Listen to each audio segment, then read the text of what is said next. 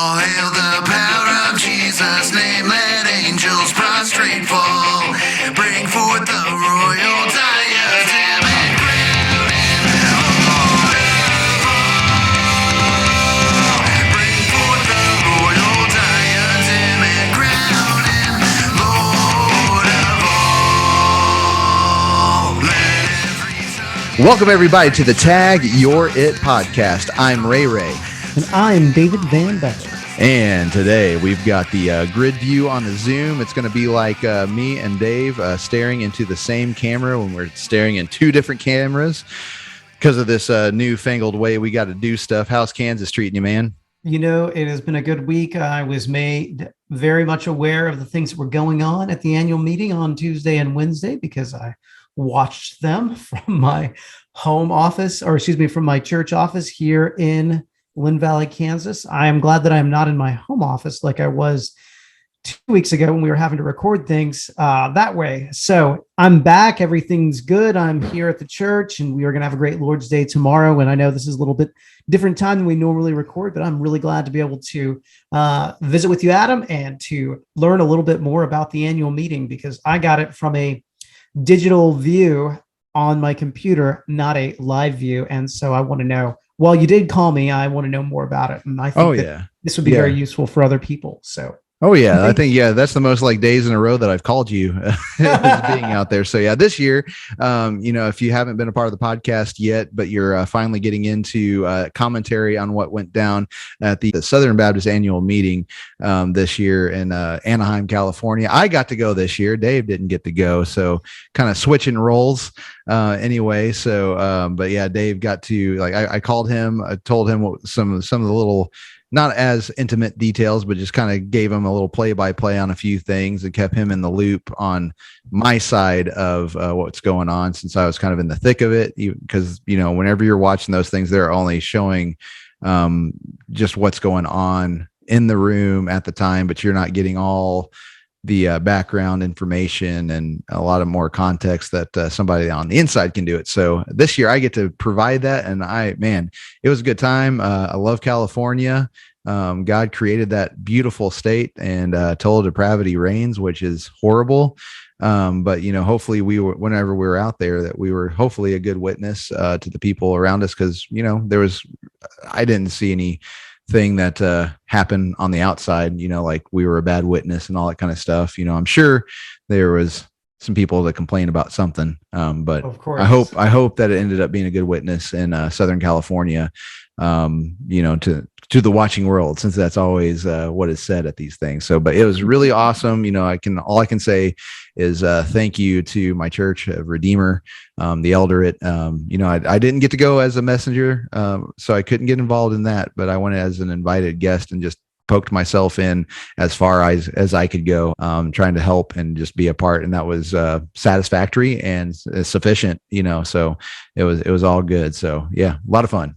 Yeah, it's fun to be there for sure. I liked my experience in Nashville. I don't remember the time that I was at the annual meeting in Kansas City, but I know I was there in 1984. I remember nothing about it at all, but I was there. So I've been to two, and I'm hopeful that next year it will be my third, and maybe we'll be able to both go. That's my hope. That'll be a lot of fun, but we do have our state annual meetings that are coming up, and those will be fun things to go to, and I'll be excited to attend. I will at least attend some of the Missouri Baptist one, and I plan on going to the Kansas, Nebraska one as well. So really interesting things. Again, I'm not a pastor of a Southern Baptist church, but I'm fortunate because the church that I pastor does allow for me to have dual membership. So I am a member of my dad's church in Riley, Kansas, Crossroads Baptist Church, and I can go as a messenger from them if they so choose to let me go that way. So all right. It's awesome that you get to absentee vote in your dad's church that way, right?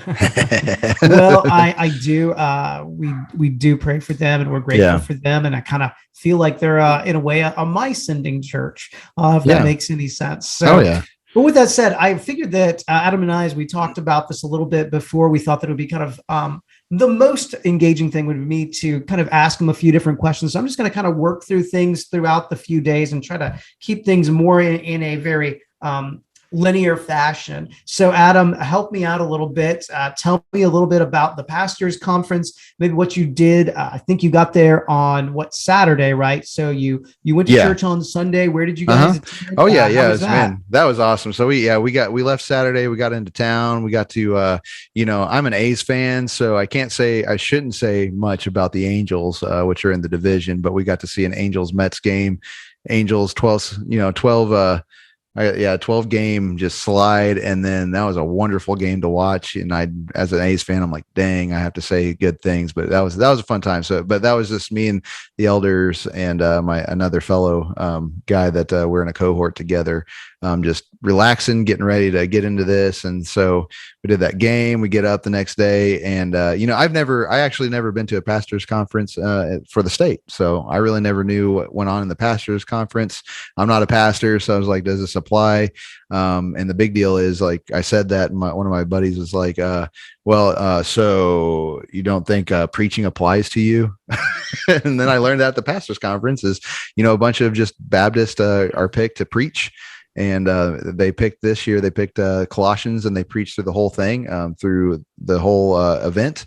And man, that was actually, I wasn't in there the whole time, but the preaching that I did hear was solid.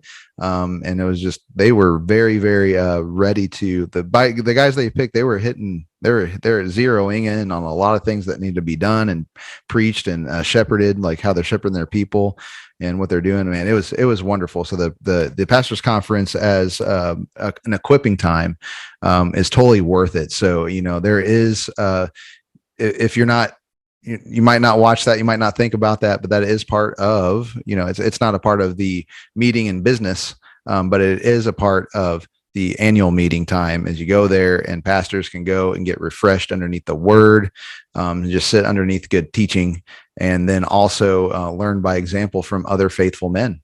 Peter was one of among many faithful men preaching the gospel. And so we get to recreate that sort of just plurality and feeding off one another. So that part was great. So I enjoyed the little bit that I got to hear from a few different folks. Yeah, Mark Clifton out of the gate, dude, that guy was awesome. It spoke to me. It opened up some things that hit me in the soft spots to kind of reinvigorate me to a couple little points, smaller churches, lesser name folks, and just getting that mindset and just being, getting a little bit more fire under the belly. So, so that was great. And that just kind of set the tone for the rest of the time. And it was awesome just to be able to sit underneath there. So you went then, I'm assuming that Sunday night is the first night of the pastors conference. Isn't that right? Yes. And by the way, I did get to go enjoy another church in Irvine, California, which this guy, so we go and then we're going to eat lunch. And then he's a tech guy, and he drove us to eat lunch. And then he came back to check on us. We're going to go get like an Uber to get back. But he came back to check on us, see how we're doing, if we were even still there. And then he drove us from Irvine back to Anaheim. So just the brotherhood and just the initial, we don't even have to know each other's names, but you're in Christ, you're a brother, and I'm here. And so that was awesome. So yeah, Orange County, pretty darn cool. I never got to hang out in that area before, but got to meet a lot of cool people, and there is a lot of good, solid practice coming out of the teaching at the churches that I have been in contact with. So then Sunday night you go to the pastors conference. Sunday night, was that the same night that they had the Conservative Baptist Network meeting? Yes, where Vody Bauckham spoke and MacArthur. That was happening on. Yeah, that was happening at the same time. Though. Yeah, it was happening at the same time. So 6:00 was the pastors conference, and then at 6:00, and so that you had the main area with the convention with the pastors conference, and then the Marriott across the way on the complex. Basically, you had the CBN going on. So I did get to, I was standing out there with the SBAA guys, passing out resolutions and everything. They were friendly. They wanted us to do that. And so we actually got to be inside of the Marriott, right in front of the doors as people were coming in to do that. And that's where I met, Rick came up, not Rick Warren. I got a better Rick rolling up. anyway.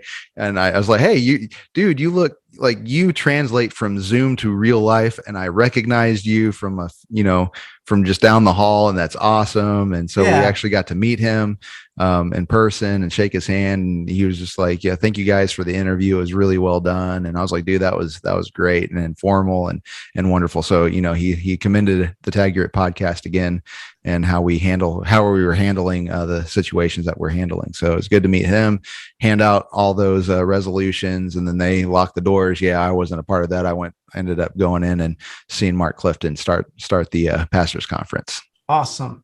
So then Monday morning, things began. And of course, it's still pastors conference going on. And so one of the things that I think is probably many people are unaware of, maybe they've heard a few different things. I didn't really know what was going on. I just saw Rod Martin state, anyone can vote, don't listen to what they're saying.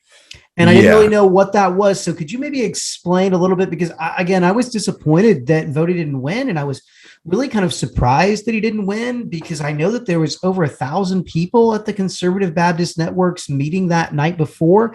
So it just seemed like the push that he had from the Conservative Baptist Network, that there would be a large group of folks. I mean, if there was over 1,000 people in the meeting that first night, wouldn't you think they'd just go across the street and make sure that they voted for him at the time? Yeah. So the vote was the next day, I think, right? The vote was the next day. So it wasn't like during the times they didn't have the CBN guys not in there that would be supporting things. Voti was in that room too.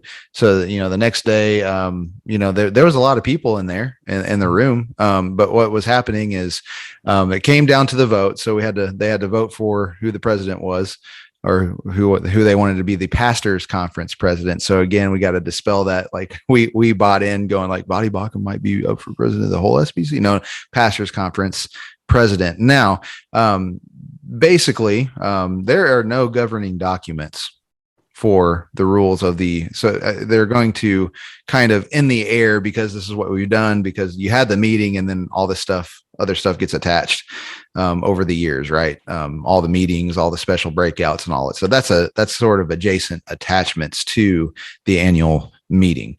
Gotcha. So you have the pastors conference. They're utilizing the same sort of rule style, but I found out it's ad hoc. So whoever's the president actually gets to come up with the rules on who gets to vote, and he's the gatekeeper of all that. I found out. So I got all my abolition, like we got a signal group, and they were going like, no, anyone can vote, don't listen to it. And so what they were saying, the issue is this is the pastors conference book here. So this gives you all the people that were speaking, all that stuff, and at the very back of it is the Southern Baptist Convention Pastors Conference President ballot of 2022, and ask you for your name, your church, your position, and then the choice of the SBC Pastors Conference president. And you can write all that stuff down. But on the very bottom, it says pastoral staff from churches in cooperation with the Southern Baptist Convention are eligible to vote. So Matt Hensley, which was the president of the Pastors Conference this year, that's his rule, that he only wanted pastors to vote for the president of the Pastors Conference. For so next that is year, a change from what is inside of the literature, is what you're telling me. So that's where some of that confusion I'm not sure what happened. So again, I haven't been to one in the past. So maybe in the past they there's no governing documents. Gotcha. So there's no set precedent for it. So it's whatever. It's at the will of the president. Gotcha. So I'm sure maybe it sounded like it's always just been anybody the messengers get to vote. Doesn't matter who you are. If you're a messenger, you get to vote. Yeah. But this year was whatever reason Matt Hensley had to do it this way. Again, it was up to him. He had the right to do it that way. So, gotcha. But there was a lot of confusion because and I'm just going to assume maybe the years before that never came into something. So people are going, wait a second. Everybody always gets to vote for this, so that's probably the air in the room. And even again, my fellow abolitionist buddies were saying the same thing, like vote anyway. They can't do that. And then come down to find out, there's no governing documents. So yeah. So it wasn't first a paper ballot. It was a stand. Is that correct? Yeah. Give me some of that. Yeah. So, again, this is not annual meeting business. This is just for the pastors conference. Yes, it's a part of the annual meeting time. It's added to it or whatever. But anyway, you didn't use your yellow cards. So they had everybody stand up. They're they wanted to get the room into like, here's the pastor. All the pastors stand up. If you're a pastor, and there were some women that stood up. Yeah. So that was the first controversy. And so, but anyway, if you're a pastor, stand up. And they were just like, this is your voting block. So this is who's going to vote for the president of the pastors conference. So it gets time to vote. They had them sit down and they go, okay, so here's your two candidates. If you vote for Vadi Bakum, stand up. And then if you vote for Dickard, stand up right after that. So it was a stand up. It wasn't a raise of a hand. It wasn't a raise of a card, raise of this. It was stand up. And as they looked across the room, it's just kind of just done in the same fashion as the business meeting. But after they did that, they ruled it inconclusive. So then they had to do a ballot vote, which again, the ballot was this piece of paper in the back of this book. So you had to rip that out. So whenever it did come to the standing, so here's where that controversy comes in. There's women that stood up. Okay. And, it's like everything had been so clean, so quiet, so nice up to that point. And then all of a sudden people stand up and I hear this guy going like, ma'am, are you a pastor? Are you a pastor? And the lady that I saw that was standing up, she's just like standing straight up, like, and she's trying not to kind of stare and grimace at the guy, but you could tell that maybe that might be the case. And I'm just sitting here going like, oh, we're doing this, and then some other people around me are just like, this is why I don't like this, but so that's a problem. So like, I don't know, like trying to be good faith here. Maybe she didn't understand the rules. Maybe she was rebelling against, like, I'm a messenger and I normally get to vote here. I don't know, if you're hearing anything that's where the whole woman pastor thing started. You can't say that.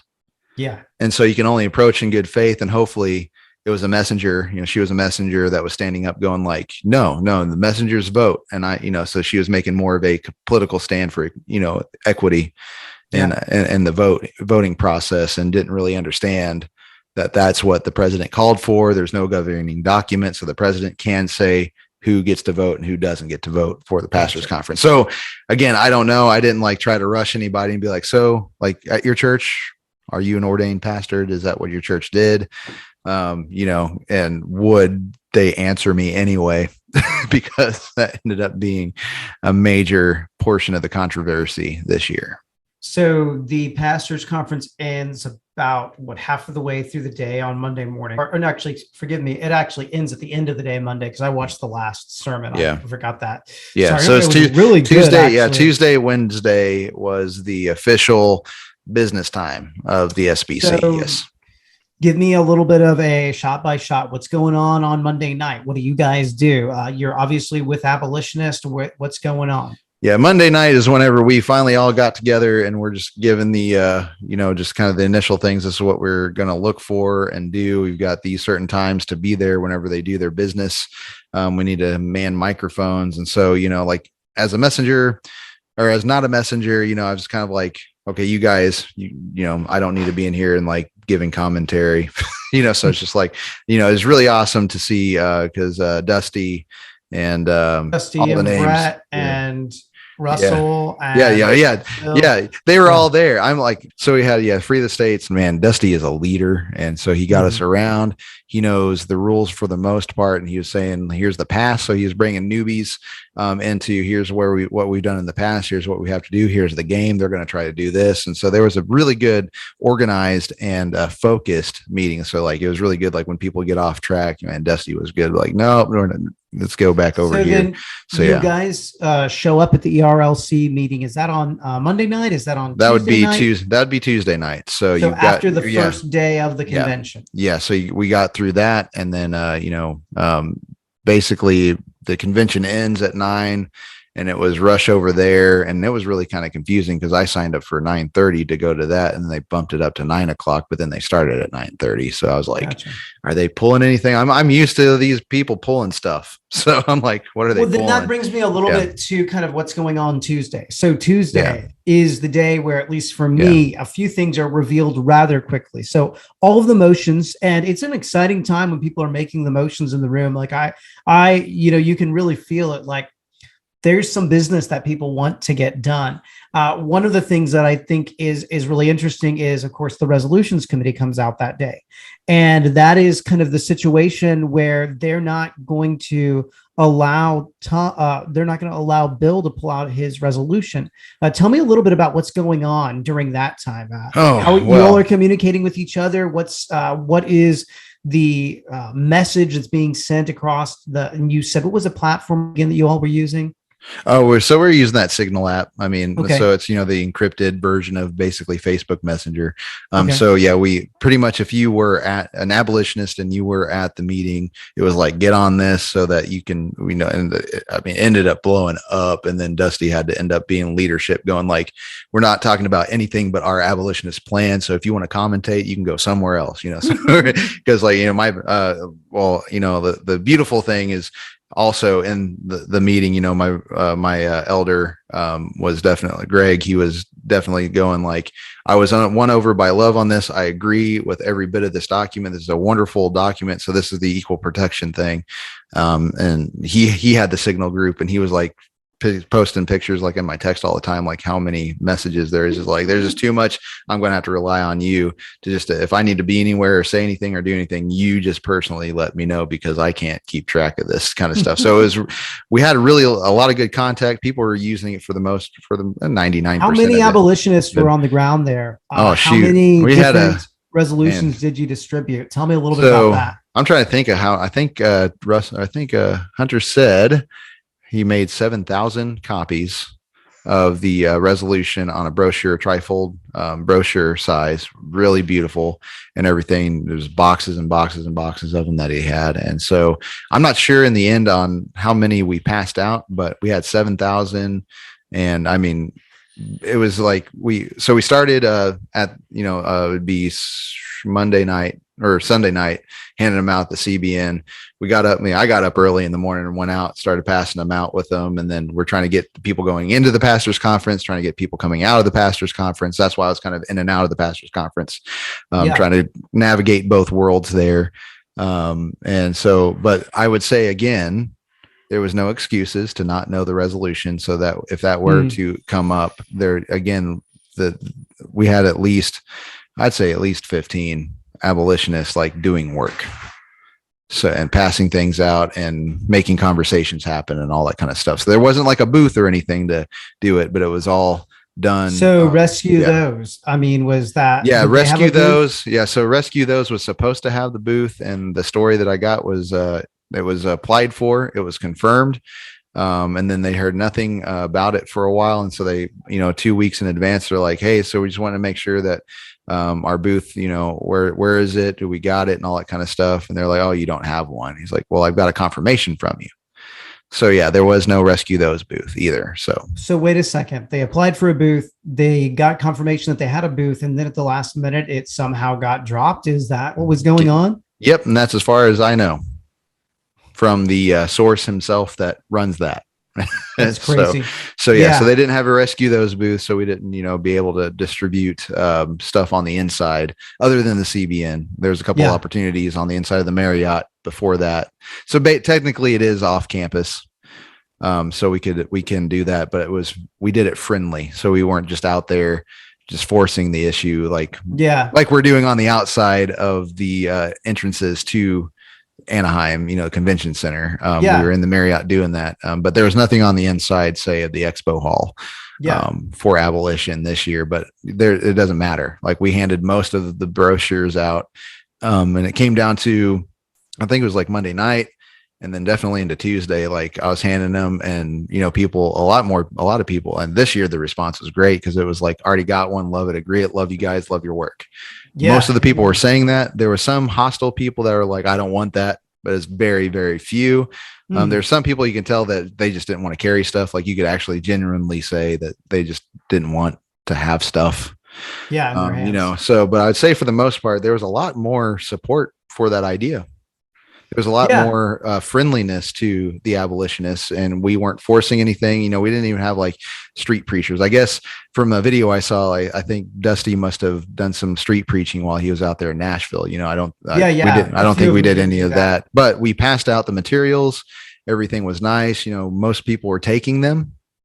I didn't see, like, it was very, very few people that didn't want one, either not to carry something or more hostile to it. Like people were wanting them, and I was just like, read it and stuff. And it came down to where, it's like early Tuesday. There's like, I already got one, and I already got one. So we covered the place of people going in and out of those entrances and exits. So you find out Tuesday that the resolution did not make it. Tuesday morning, I'm assuming, is when it was. You all find that out. What then happens? Because that's now a shift in tactic. What do you all do? How are you communicating? Yeah, it was late. Yeah, it was late. It would be said Sunday. I got to get my days right because I've been off. So it's Tuesday, Wednesday. So we knew Monday night.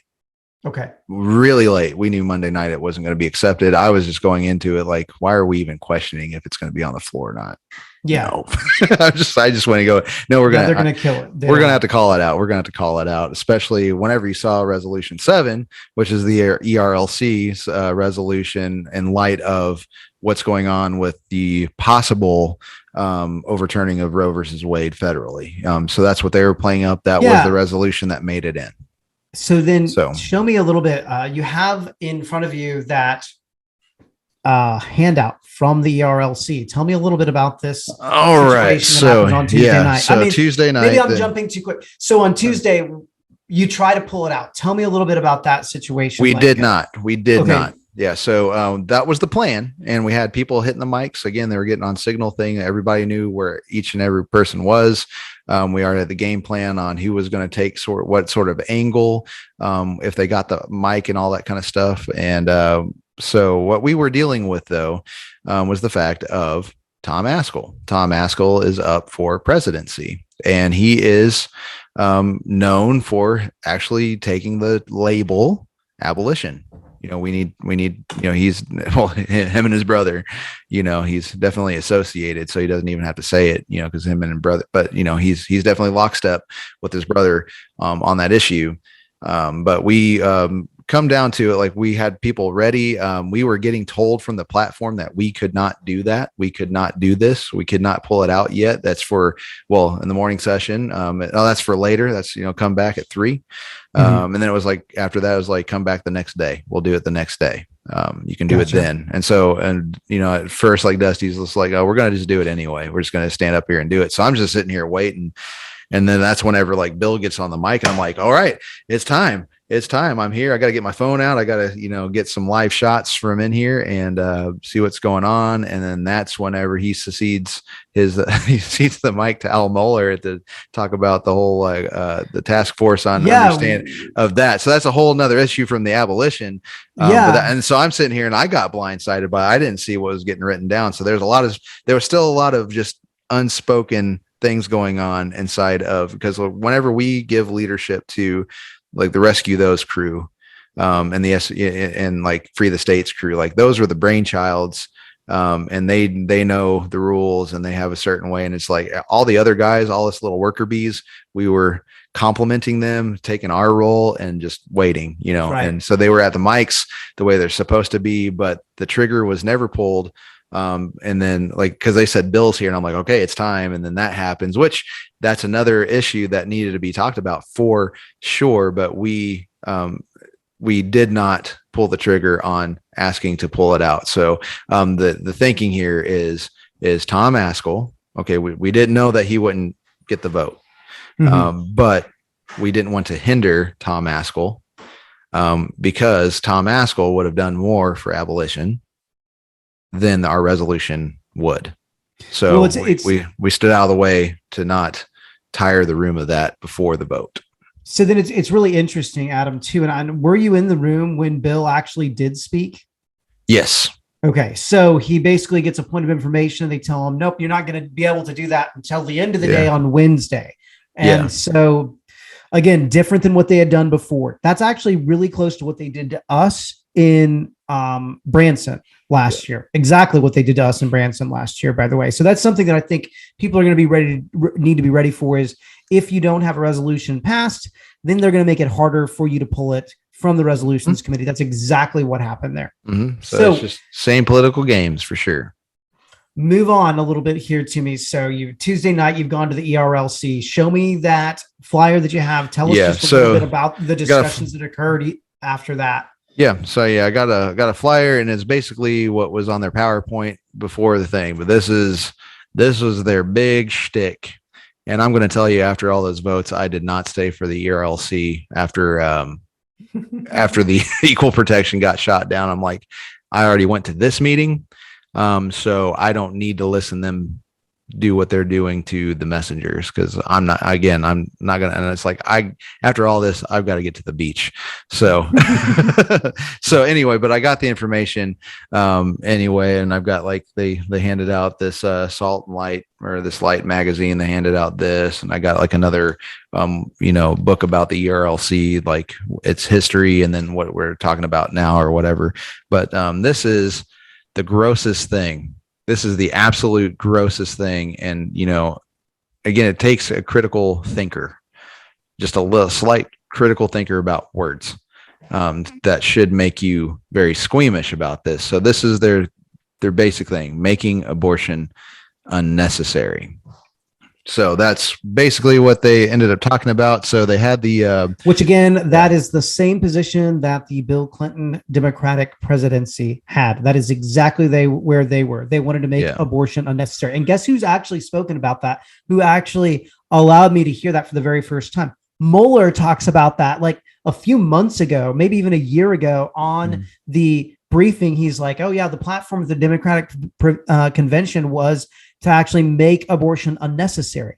Yeah. I am really shocked that they do not see the massive problem with that. How do they miss that? You're asking the wrong guy, because apparently, and I don't want to take any cheap shots, and I don't want to do just ad hominems or anything, but it's just people are apathetic. So that resolution that we talked about, even in Missouri, we repent of our apathy. And that's a bunch of bull.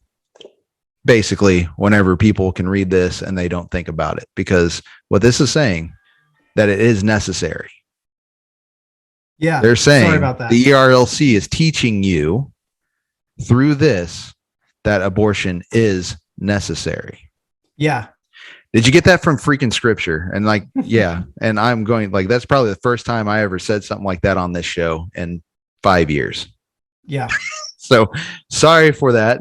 I could say a lot of worse things, but I just want you to look at that. Making abortion unnecessary. That's your ERLC.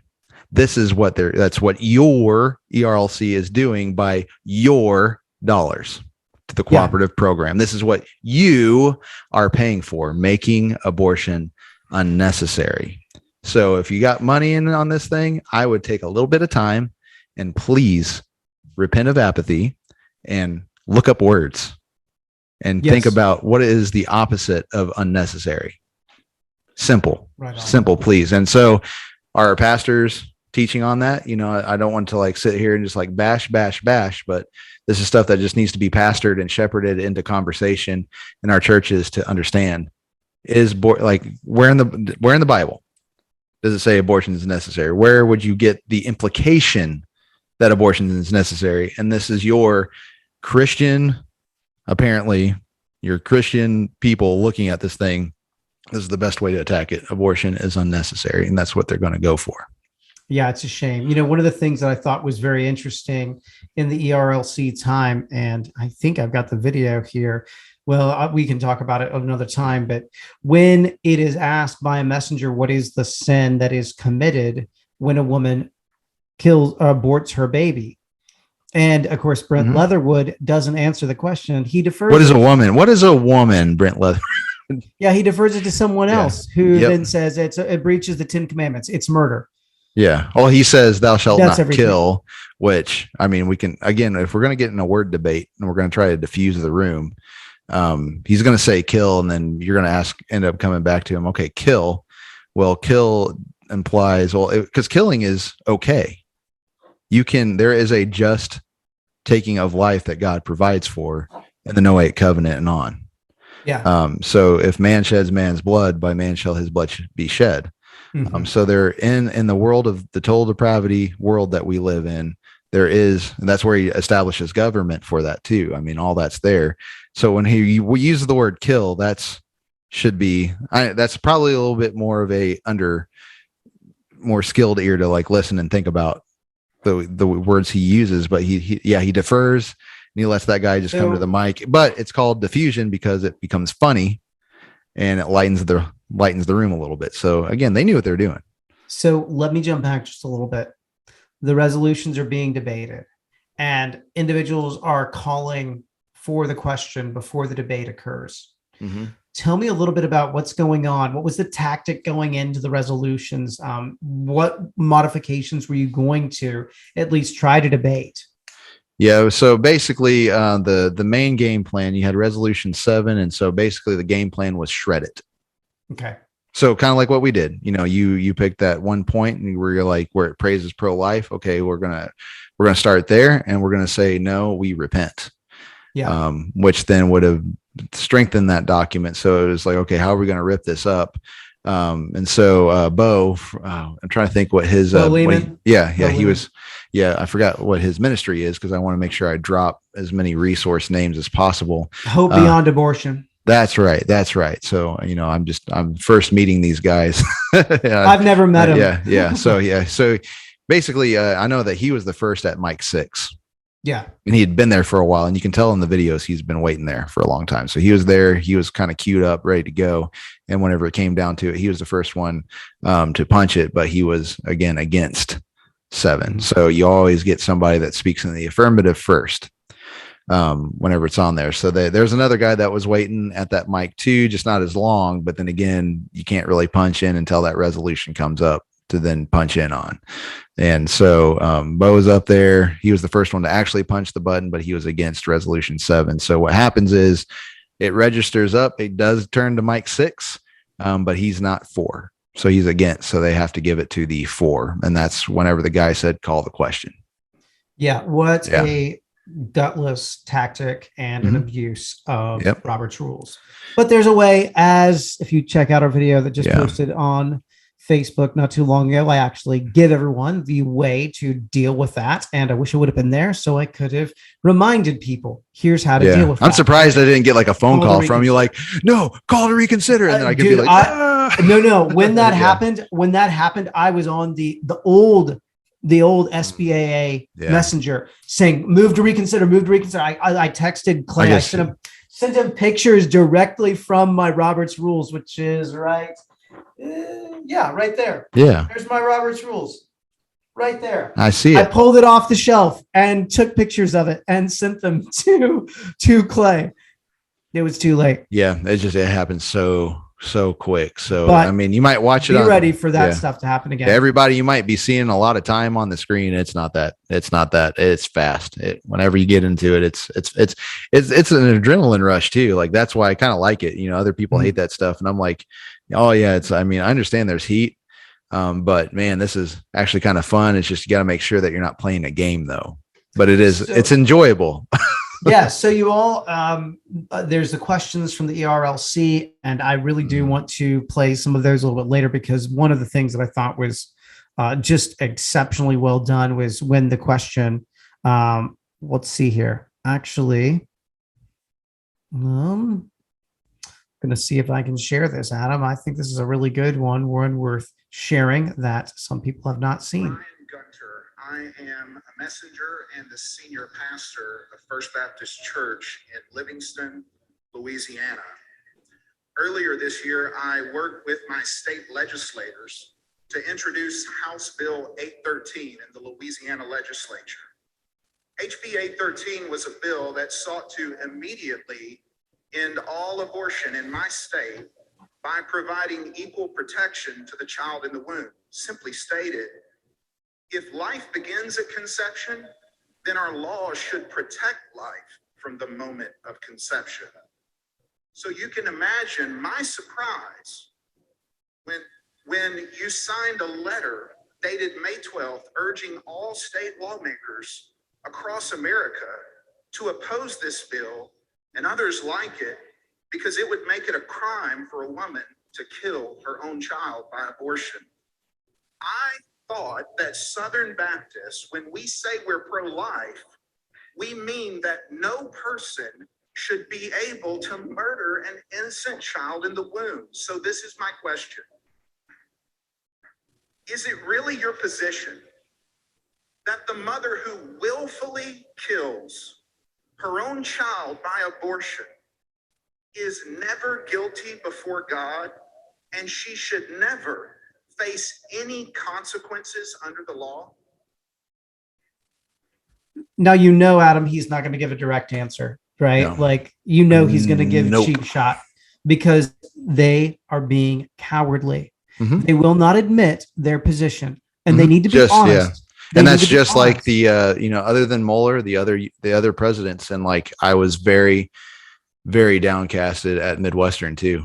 And that again, like Midwestern, as strong as it's becoming, can't even make a direct answer whenever asked the same question. So that from the platform, this question, the only person that had the guts to actually say something, even though Mueller doesn't take a label, he is an abolitionist. He literally is by definition.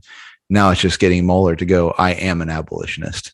That's the next step in his. But yeah, the rest of the platform, nope, they're going to be jelly on this one. Here's what they say. Thank you, brother, for that question. We're in a little bit of an unorthodox format here because I thought questions were coming up. Let me explain, first of all, the chair made a mistake in Blah, blah, interrupting blah. at the time we Sorry. interrupted, and it isn't. And then come.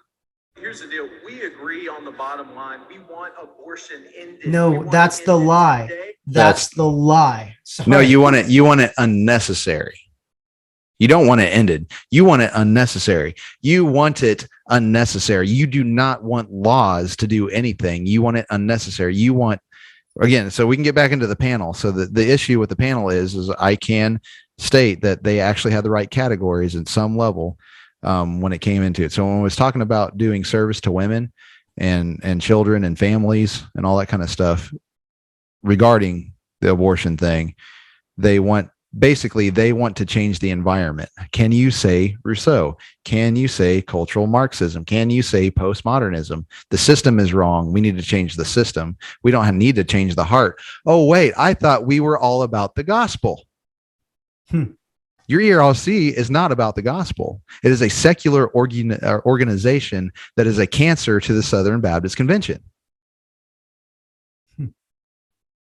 They want to make abortion unnecessary. They don't want to end it. They just want to be able to, by grace. Okay, the church, we need to apply grace. We need to apply the keys. We need to call people to repent and believe the gospel of the kingdom of Jesus Christ. Yes, we need to work in these and do our deeds. But the thing is they're not going to do it. They're not a church organization. They are a state lobbying organization. And so whenever they get there and they want to make it unnecessary, they're going to be robbing your pockets for universal health care. And so everything and I mean, if you go back and you look at Jeff Durbin's debates, the hostage situation that I've talked about time and time again, well, maybe I'll stop murdering babies if you give me free health care. It's called a hostage situation. We cannot let our babies be hostages to murderous women, because women, as Al Mohler can say, some women are complicit and we need to deal with it. Yeah. Well, I'm going to go ahead and pull this up and let me play the last little bit here. We want it ended tomorrow. We want to end it as soon as humanly possible. But while We want to make it unnecessary. To that goal and continually shout, that is what we want. Why not support legislation that promises to save one more life in any context? I will say, when does law save life? When does the Bible say that? The record straight. No letter was sent directly to Louisiana about a Louisiana piece of legislation. So I'm going to be straightforward. That is being dishonest. He is being dishonest there.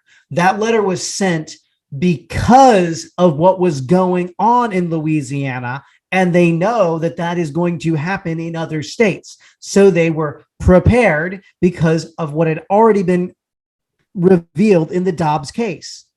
They were ready for this, along with all their secular pro-life organizations. That's the reality. And again, your ERLC is a secular organization with our Christian money.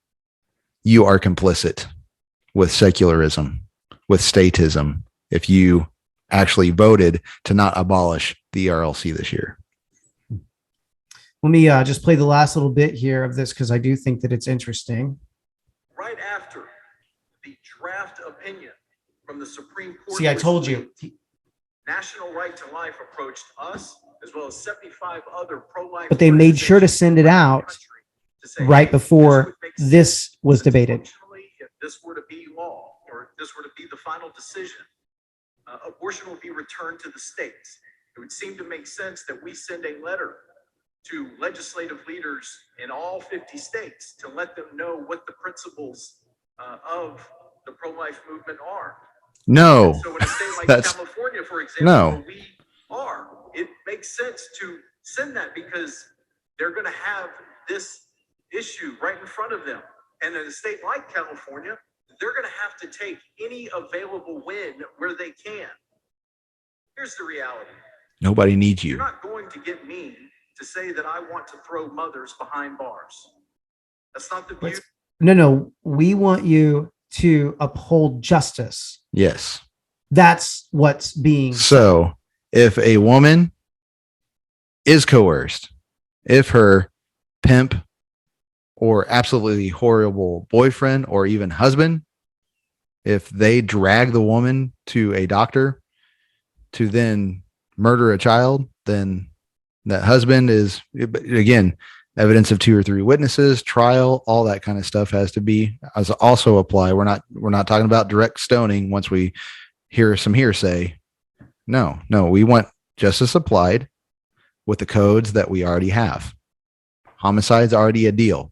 We already have things to take care of homicide. This is called homicide. This is murder of an innocent person. There's no justification to take the life of a person. So it's murder, and we deal with it with the codes that we already have. Simple as that. What's so hard? almost done here. This entity, that is not the view of this convention. It is not the view of the pro-life movement. But that's called a straw man. Called a straw man. Mm-hmm. I believe the same principles that Jesus used in John 4 and John 8 slander, apply right by the here. way.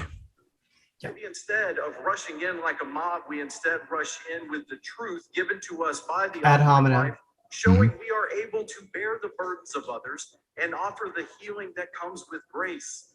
Only the church can apply grace. So do you want, as a theonomist, I'm getting shot at all the time for wanting a church state. Literally, they want a church state, and that's not theonomy because they're not going by the law of God. Do you hear that? Do you hear that they want the state to apply grace? That is becoming either a state church or a church state. These are anti-American people too. So my patriotic Baptists that I might have some beeps with about Trump and patriotism a little bit, and your flags, in your churches that I don't agree with. I want you to hear that because you probably like the RLC because religious liberty. No, you should not like these people. They're not helpful for the cause of Christ because they end up wanting to make a church state or a state church to tell you how you should believe, how you should vote. That's what they're doing. And they got you. Thank you. We're going to proceed with the report from. That was the end of that little piece. Yeah, totally not loving your neighbor. Totally not loving your neighbor in multiple ways. But yeah, that's at the end of the RLC thing, I got to see Dusty and Leatherwood go. And it wasn't like they weren't like harsh, but Leatherwood was very belligerent, and it was that we agree on the same results. And it's like, no, you don't. And he just would not take it. And then the other folks on the panel, Elizabeth Graham, got in on the conversation a little bit too. And, it's like, she's got a story. She deals with people, and it's like, I know we need to take care of women. Abolitionists believe in taking care of women. Women are getting taken care of. Crisis pregnancy centers. We have those things, and we'd like to expand those things. And if we weren't paying for the ERLC as Southern Baptists, we'd have a little bit more money to pay more for this stuff. But this is why they will never publicly debate an abolitionist. Yep. Because they know. And this is why they shut down the conversation. Mm-hmm. They wanted to control it. Mm-hmm. We will not let them control it when they try it again. We will be ready. And I would say every state convention where abolitionists are going to be there, the pro-life proponents who are probably being backed by the ERLC in some way, or buddy with the ERLC, are going to try to shut down the conversation. Make a motion to reconsider. Mm-hmm. Mm-hmm. And then again, as I shared actually on the video before, one of the things that's really interesting about the motion to reconsider is it is debatable to the extent that the motion being reconsidered is debatable. The other thing is it takes precedence over all motions and yields to nothing. Yep. So that is the language and it's on page 320 of the 11th edition of the Roberts Rules, the one that I have up there. Just so you know, it's actually direct quote from page 320. Yeah. What you need to know is if they try to shut down the conversation again, you don't let them. Yeah. It's one of those things. Yeah, we are not perfect people, and we don't know all the rules, and things come up. But God is sovereign even in our ignorance, right? And so there's still a reason why this didn't happen. So the abolitionists are not crying. We're crying foul when it comes to just nature of things, but we're not crying foul because we know that this went down the way it did because we all agree that the lot is cast into the lap and the decision is wholly of the Lord. So we don't do anything out of fear. We're not going to retaliate out of fear. We have to have this happen, and because we're getting salvation by this. So we've got our theology right. We have our soteriology right. But we will point out injustice, and we'll continue to do that, and we'll be back, and it'll just be that little brother mentality. We are going to tap your arm over and over and over again until you get tired and you finally just go. At the very least, you can be like Pharaoh and still be on the Lord's bad side, but you still let the people go to save your own butt, and we'll take it. We'll take that, because the rest is on you. But at least we can be annoying enough for to actually put grace, the keys and the sword in the right place on this issue. So give me your hope leaving the convention, and we'll kind of leave the discussion at that as we play this. Yeah, because we'll upload this on Monday or Tuesday, something like that. The hope, and just the other concerns is, just to have is to really think about the Rick Warren issue and just the good old boy nature that happened because the messengers were duped. They were freaked out about we actually have to do this council. So the room was pretty why are we doing that? And then till Rick Warren shows up, and then all the messengers are like, yay. And it's dude, we still got to talk about this, and it's still a big issue and whatnot. And I mean, I'm making memes. My question would be, where was Rick Warren's messenger badge? Oh, he wasn't a messenger. He got special privileges from this. So this is your platform. Again, the platform is a big problem, and the way that they end up getting all this ad hoc stuff in. You want to stick to Robert's rules. We got to stick to all covenant rules, but you want to be a confessional Baptist until you don't want to be a confessional Baptist. Whenever, so there's that. But the hope is the fact of I got to meet a guy that we're going to have on a podcast, and he is a guy that pastor's kid, hit the streets. Rebelled horribly, got into bad things, and he ends up coming to Christ again. He's a catalyst for Southern Baptist church planting. He gets in the community of Judaism and gets in the community of Islam and preaches Christ to them, and it's wonderful. So the hope is the people. There's still tons of good people doing the gospel, and we are coming together. Pastors Conference, totally worth it. to go to the pastors conference. I like to hear that. Yeah. I think that's great. Yeah. And, Well said. and, there's still good business to be had. So, there's a whole lot more. You're only seeing the business because most people care about the business, and we need to get people to care about the pastors conference more, and the business being an addendum. And again, like, just to put it out there, I'm starting to get on the, because we don't have stare decisis when it comes to resolutions. It seems like it's a blank slate every year, and you might see tag your it. Maybe I can convince Dave, and we can get on this and do more. But if we're not going to have stare decisis to where last year set the precedent of where we are on the abortion thing, to where the committee would be like, well, we did this last year. That ERLC does not fit what we did last year, so we throw that one out. We'll take this other one. Yeah, that's the way it should work if we're actually building something. The problem is we're not building anything with resolutions, and it just becomes virtue signaling. Hey, yes, the abolition. Yeah. And so I'm just saying the abolitionists are using it to minister to a big, huge group of pastors.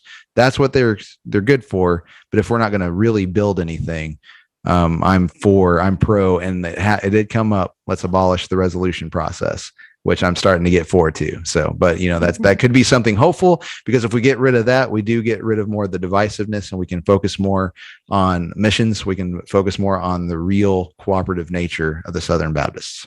Yeah, I think those are all really good statements. One of the things that I would say, one of the things that I think has kind of gotten swept underneath the rug is that there was a great resolution on the prosperity gospel. Mm-hmm. I was really grateful that was denounced so clearly. And I think everyone was for what was said, and the amendment that was made was exceptional. Here's the other thing too. It sure seemed like everyone was for really seriously doing something about the sexual abuse task force. Mm-hmm. Like, there was certainly questions about, we really did not want Guidestone to be the ones doing this, knowing their nature, but we're going to do something with these recommendations. And it sure seemed like there was a lot of agreement on the recommendations. Oh, yeah. And so I haven't looked at all of the language specifically, but it sure seemed like everybody there, every Southern Baptist wants to end sexual abuse. There was not a person who was speaking against actually really trying to handle that in an effective way. Yeah, we want to, we would like to see the abolishment of sexual abuse and not just make it unnecessary. Yeah. Equal scales, brothers. we need to talk about everything in a just way. But yeah, it was like, we do want to protect victims, be it women, men, whatever it is. We want to have that. And so the response is great. The questions are worldview, the advice, and, it'd been probably really nice to be like, can we actually take another year, have a task force to view the accusations from a Christian worldview. But the only problem is I'm kind of seeing that we don't have that as Southern Baptists. And so we need to make a resolution on what our worldview is, if that would be meaningful. But like we need like a Chicago statement on worldview. Probably be another big step before you can even get to Guidestone and being able to teach people these things, to be able to go, hey, we need a worldview study on secular entities' advice on what we should do. But it's not the Southern Baptists don't want to do anything. Any fight back is not because we're calling this Marxism. The fight back is because of the worldview issue, but we still want to take care of victims. The only problem is where that money is going to come from and what happens to the SBC after that. Yeah. Well, Adam, I'm really glad that you were able to make it to Anaheim. It was fun. Fun for me to get to interact with you. Thank you so much for, I believe it was Monday when you had it was Monday when we had our little mini show with Dusty. That was great. Thank you for letting me record a few little brief videos. And if you haven't checked any of those out, I want to encourage you to check those out. There is one where I include actually Noah Oldham speaking a little bit about some of the things that happened there at the resolution bit, or at the annual meeting. But thank you so much, Adam, for sharing. Yeah. And if you are listening, if you're listening to this, or if you're watching this on YouTube, please go to the podcasts. So there's some exclusive content up on the podcast that was stuff from the convention that, I wasn't around to get this stuff on YouTube. So there's some missing stuff on YouTube that you can find on the podcast. So please go to your podcast app, be it Apple, be it Podbean, iHeartRadio, Castbox, whatever it is, that you can find the tag T-A-G Your It podcast. If you type that in, you'll see our logo. logo and subscribe to that. Hey, if you're on YouTube and you want to get on the podcast, please submit a rating so that we can get kind of boosted up in there, so that more people kind of see us, being close to other podcasts that people listen to, get more listeners that way, and just get our message out more about Missouri abolition and some area specific things that other podcasts aren't going to deal with, even though we deal with a lot of the same things as our definitely our heroes, modern heroes anyway. But then, and if you're on YouTube, please hit like on the video, subscribe, make sure your friends are subscribed to the channel. That helps us out too, because we do talk about abolition. We definitely probably suffer from the algorithms on that. So any of those little free things that you can do that only take 1 second can actually help us immensely. So if you could do that, it'd be awesome. But yes, there is official podcast exclusive content. So please get a hold of that. So I think that's pretty much all I have to add to the end of this episode. And hopefully we didn't go too long, but thank you guys again. I hope I didn't take too much of your time. Oh, no. I've been wanting to get this out with you for the whole week. So gotcha. I'm glad to sort of end. I'm done. I can get past the SBC, get back to my church tomorrow, and we can worship together as I get to lead worship in the morning. So, awesome. I got to lead worship yesterday for the people that, that are listening to this podcast anyway. So I guess with that said, this is the Tag Your It podcast. I'm Ray. And I'm David Van Bever. And Soli Deo Gloria.